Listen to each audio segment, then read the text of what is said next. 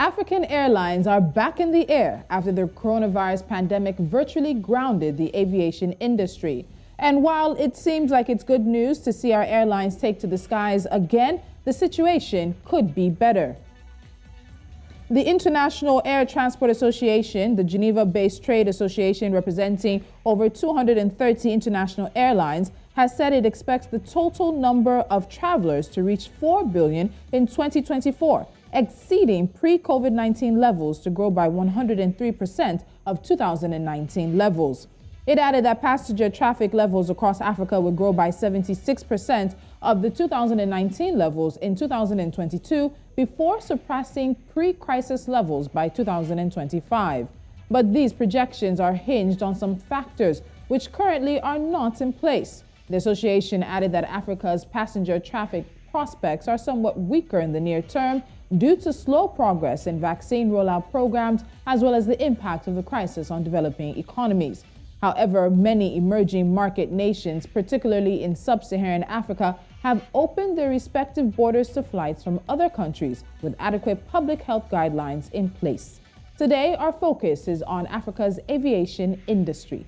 This is Business Edge. I'm Tolulope, Adeleru, Balogun.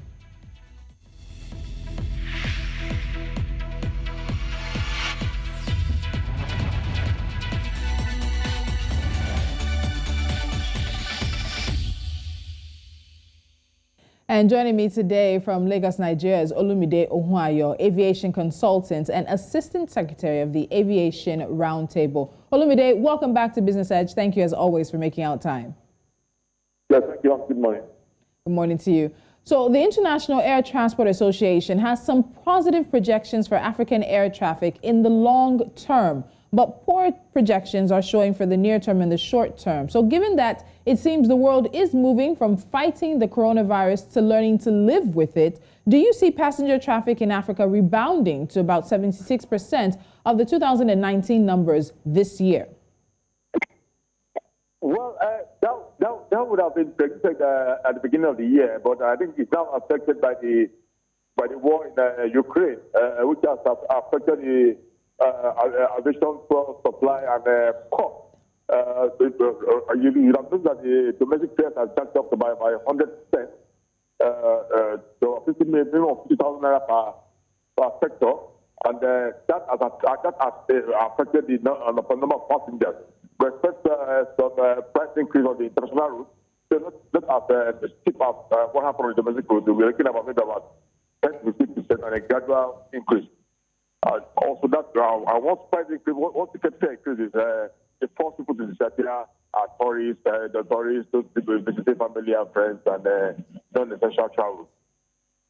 So as you mentioned, the situation in Ukraine, let's get to that now. So given that situation, we know that has disrupted several supply chains and distribution systems, and aviation fuel in particular has been hit, and that's the availability, I beg your pardon, of aviation fuel. So what do you think exactly the Russia-Ukraine crisis is going to mean for the air traffic recovery in Africa and also globally? It's also a global recovery we're also looking at as well. You're right. The Ukraine thing is not going to affect Africa. It's a global thing. What you expect is once they have closed some airspaces now within Europe to Russian carriers, and the Russians they also closed the airspace to some countries, especially those who have sanctioned them. Now, with the close of the airspace, because of the war too, some airspace cannot be used at the moment. Now, that means there will be a successful trip for some airlines. Flying through Europe, the route will be longer, and once it's longer, that means you consume fuel and more cost to the airline. And for the fear and the sanctions in place, it has reduced the business momentum, and travel for business also reduced. So the Ukraine crisis has affected travel, and just pray that they can quickly find a solution to the issue there, and let peace reign, and so that the travels can resume. We are not feeling much of the crisis in Africa, where we are on the side of present suffers for the aviation, for which also key to the role of any airline operations within Africa. For any airline at all, world over, aviation is about 40%. And right now, we started the year at about 420 were complaining about 420, and today aviation fuel has been about something naira, about 220 naira per liter. All right, so let's move back from the aviation situation of what the Russia-Ukraine crisis could bring. And those numbers for the rebounding and the recovery on the continent, you talked about maybe looking around 50% of the 2019 numbers. So even with that 50%, what do you think would be responsible for this rebound that we might see in 2022? It's still early. We're in the third month of the year. So what do you think we might see is responsible for this rebound or this recovery that's anticipated and projected for 2022? I think your first line, I have to capture that we are not beginning to live a life with or without COVID. We are beginning to live with it. We have got past fears. We just okay, let's keep our masks in place and all the other protocols. But the COVID fear has dwindled, and I think the Ukraine war has made it practically disappear. So people are getting their confidence back. The only issue we have right now is the COVID protocol fees. That's the test. Asking of other countries have obliged those who are double vaccinated not to take the test again. They can just show the certificate and come in. But most African countries are skipping those tests and test fees, and those tests are affecting international travel, are reducing travel, and everybody has covered. We should remove those tests and their fees. Nigeria is one of the countries that stubbornly retains that test fee and affecting travel. But by and large, domestic has picked up. West Coast has not picked up because of the test fees collected by the respective governments of West Africa. We begin to wonder whether it is either to keep their country safe or to make money. That's why they are doing this test. So if they can remove this test and other barriers that cost travelers extra money, then you see a full rebound in the 2019 level. All right. So one of the things that the association has said, particularly for the short-term recovery prospects, is the issue of the slow pace of vaccination rollout, as well as the economic fallout for the coronavirus pandemic and how that has hit African economies. How much of an impact do you think those issues, slow rollout of the vaccines, and of course the economic impact, continue to have on African aviation right now? Yeah, IATA was looking at having this everybody get vaccinated. Then we're using the vaccination card as a passport to ease travel. But you see, the speed at which the coronavirus has even from the scene now, you will find that the vaccination will not even be an issue anymore, because right now nobody's talking about coronavirus. People are no more dying, or they are no more announcing deaths in numbers. But so I don't think that in the beginning, yes, the slow pace of the rollout of the vaccination would have affected, because then we're moving towards this vaccination card or passport regime. But I don't have it. Corona has moved, and it has moved away, and our nation has moved away. What we're now facing at the advance of the war and the continuous increase in the fuel price and the fall of the naira, which I think that we can now, even the government can work on to improve the power.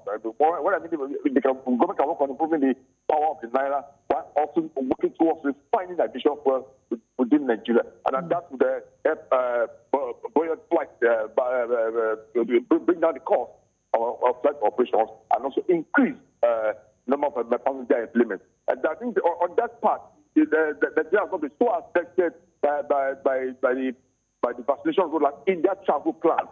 It does not really affected those. But like I said before, the most important for us right now is to have cut the cost of the COVID test, or eradicate it completely and encourage travel to come back to the same. And so during this crisis, we saw a good number of airlines moving to diversify and help their revenue from haulage and cargo ventures. So Olumide, was that a temporary solution as we see ourselves coming out of the pandemic, or do you think those ventures of haulage and cargo have come to stay? What happens to the smaller haulage airlines that are going to be displaced because they don't have as much space, they don't have as much ability as some of the airlines that took up this endeavor? But those who are smart among them, I think it has come to stay. For those who are smart among them, Then for those who just did it for temporary measures, the measures have used it for that period and to survive the pandemic when they were not flying when airlines were not flying. And rather than sit on the ground, they felt it was better for the aircraft to carry cargo, the passenger aircraft to carry cargo than sit on the ground, looking at the cost of maintaining it and certifying such aircraft to fly again. So they had to remove the seats or take off of seats or bend some seats so they could use it for cargo operations. Some have capitalized on that and continued the process of moving passengers. If you look at the case of Air Peace was an airline that was used during that period to carry some Americans. Also, they championed the movement of evacuating Nigerians and non-Nigerian women to the respective countries.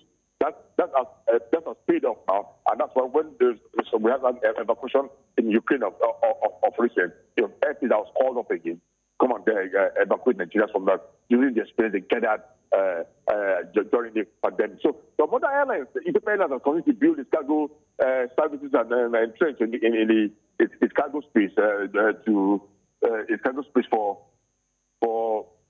the benefits that they had during the pre-pandemic and which they are still using. While some airlines in Europe have continued to have kept some of those aircraft that they use that provide from passenger to cargo for such operations, which they still maintain today to use of cargo operations. All right, Olumide, we're going to take a break here, but when we come out, we'll get to an issue we always have to touch base on when it comes to this conversation about African aviation, and that is the bailout controversy. You'll let us know who has been bailed out, who has not, and what form of assistance African airlines received during this crisis. Then we'll also talk about the rise of collaborations and partnerships. The conversation will continue right here on Business Edge. Do stay with us.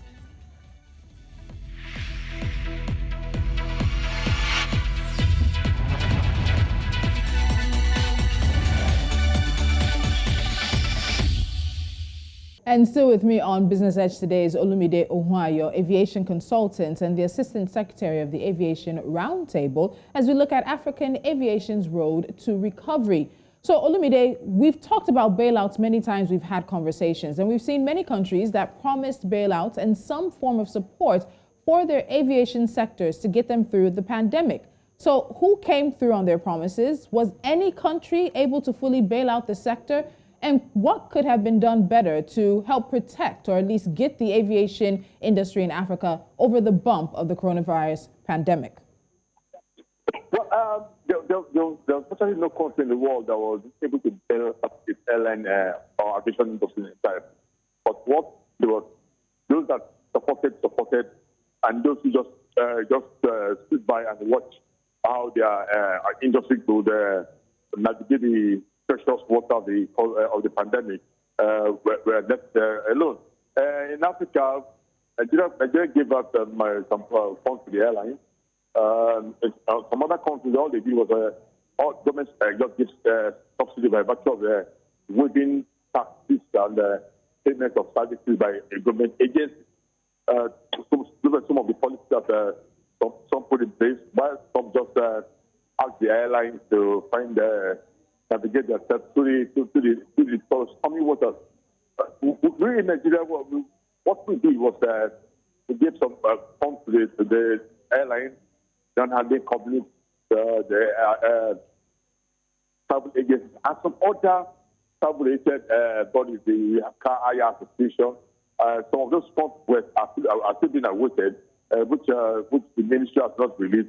They claim the Ministry of Finance has not given them money, but what we suspect is that they expect that money for the new baby, the Air Nigeria. And I personally am opposed to that because that fund was meant for organizers who are alive and was meant for them to survive, not to initiate a new baby. It was meant for those alive to survive and keep staff employed and paid while operations keep going during that period.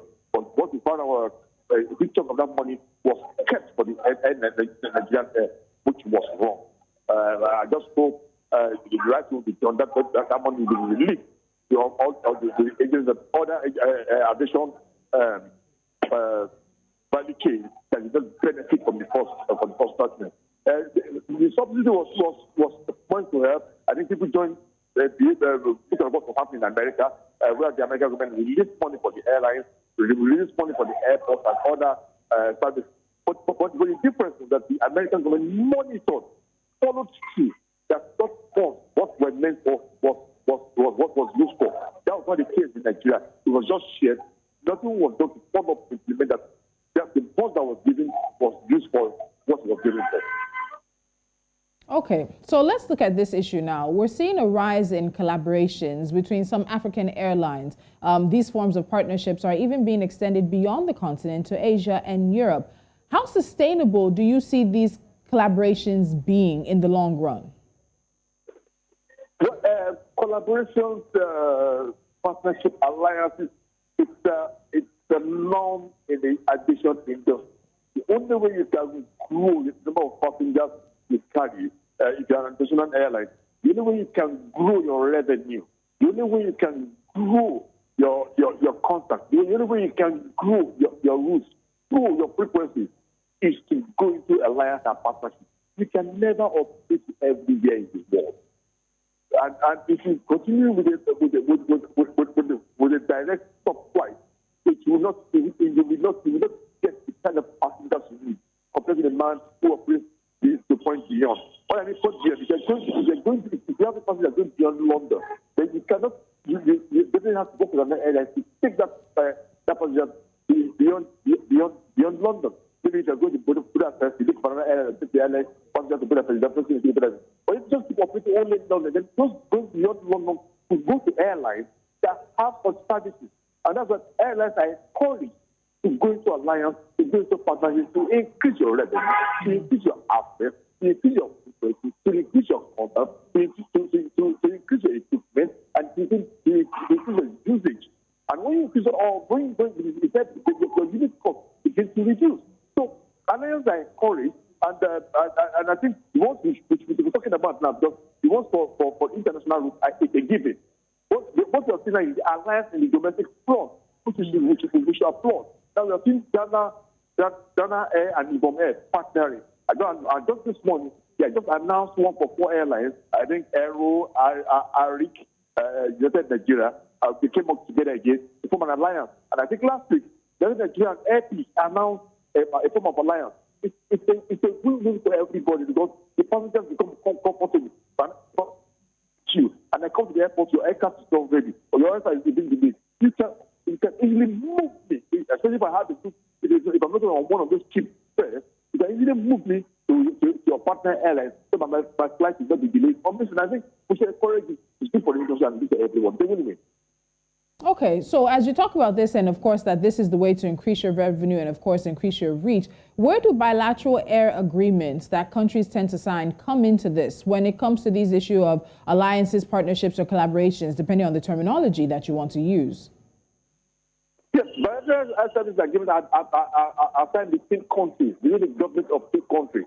Now, if I'm signing, if Nigeria is signing with Britain, what Nigeria is doing is that, okay, I want to operate, let's have 12 frequencies between Lagos and London to Lagos. So with the 12 frequencies, the British government now has the right to give the 12 frequencies to any of the British carriers that are applied or is eligible. Now, if you look at what we have in place now, we have 14 flights a week by British Airways. Why Virgin Atlantic operates 7 times a week. So if you put that together, the 14 plus 7, they come to 21. Those are the 21 stops. On the Nigerian part, presently there's virtually no airline on that is operating. So we have that 21 that will not be utilized. So what can happen again? The British government can apply. Out of your 21 stops that you are not using, can I have 5 or 6 of those slots, depending when you are ready to use it? And when you do that, such things are called commercial agreements. They are not beyond the bilateral. You're not coming to mind. So you're supposed to pay for it or compensate me for this 5 or 6 I've given to you. And this is where we have a problem. In the past, such money goes into the bilateral air services fund. But today now they say they don't collect the money. So what happens? We're just giving them those extra slots for free, and nothing is coming to the pocket of the federal government. That's an area. So commercial agreements are between airlines. But bilateral services agreements are between government. And between bilateral services, when you begin to go beyond, when your handshake begins to go beyond the hand to the elbow, then you begin to look for extra stuff. Then from that buffer, you cannot discuss some of the commercial agreements, which are now terms commercial. That okay, you want extra from what I'm giving to you, then you have to pay for it. And that's where the commercial now aligns with it. Bilateral services. Bilateral services agreements between two countries agreeing on number of flights, the number of cities. And if you look at the Emirates, we have the Emirates there now operating 14 flights a week into Nigeria. All right. Okay, that's great. Thank you so much, Olumide. You've really helped to put this in perspective, particularly as the bilateral agreements and the issues around collaborations and partnerships that we're seeing. But we're seeing that recovery is really starting in 2022, and we hope that we will be able to hit some of those numbers for this year and, of course, getting to full recovery by 2025. Olumide Ohuayo, thank you as always for joining me on Business Edge. Thank you. And the numbers are looking good for African airlines taking back to the skies in this post-pandemic era, but there are a number of issues. Vaccine rollout programs across the continent continue to be slow, and as well as the economic fallout from the pandemic continues to have an impact on how and when Africans are choosing to fly. And not just only Africans, but even international flyers who are coming into the continent to do business and, of course, for tourism and leisure. This is Business Edge. When we come back, it's NC4 to watch.